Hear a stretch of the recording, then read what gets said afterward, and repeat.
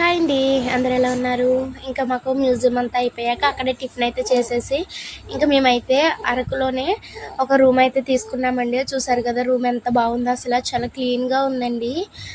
మాకు అసలు ఎంత తక్కువకి వస్తుంది అని అనుకోలేదు.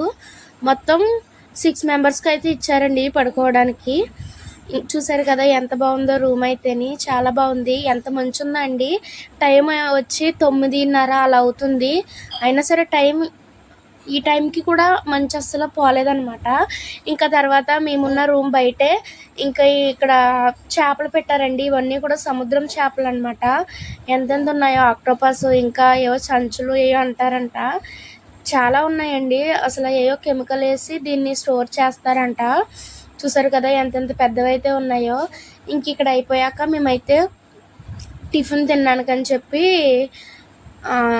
ఒక హోటల్కి అయితే వెళ్ళామన్నమాట. ఇక్కడ ఇడ్లీ ఉందండి. ఇడ్లీ సాంబార్ ఎంత బాగుందంటే అమృతం అని చెప్పొచ్చు. అసలు గిన్నె కూడా నాకేస్తారు, అంత బాగుంది. మేమందరం ఒక పక్క నుంచి ఇడ్లీ సాంబార్ తింటుంటే మా పాప మాత్రం ఐస్ క్రీమ్ కావాలి అని గొడవ పెట్టి మరీ ఐస్ క్రీమ్ కొనిపించుకుంది. తనైతే హ్యాపీ. ఇంక మళ్ళీ మేమైతే బయలుదేరిపోయామండి. మేమైతే బోరా గుహల దగ్గరికి అయితే వెళ్తున్నాము. అక్కడ చాలా బాగుంటుందంటండి గుహలు అయితే. మరి మేమైతే వెళ్తున్నాం అనమాట.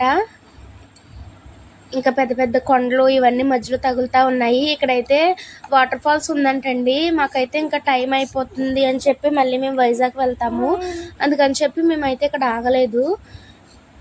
చూసారు కదా ఎంతమంది ఉన్నారో. ఇక్కడ కూడా బ్యాంబో బిర్యానీ, బ్యాంబో చికెన్ ఇలాంటివి అయితే అమ్ముతున్నారనమాట. ఇంకా కొంచెం ఎదురుకే వెళ్ళాకైతే ఆగామండి. ఎందుకంటే ఇక్కడ ఆయిల్ బాటిల్స్ అమ్ముతారు, మసాలా సరుకులు ఇవన్నీ అమ్ముతారండి. మేమైతే ఆయిల్ బాటిల్స్ తీసుకోవడానికి అయితే ఆగాము.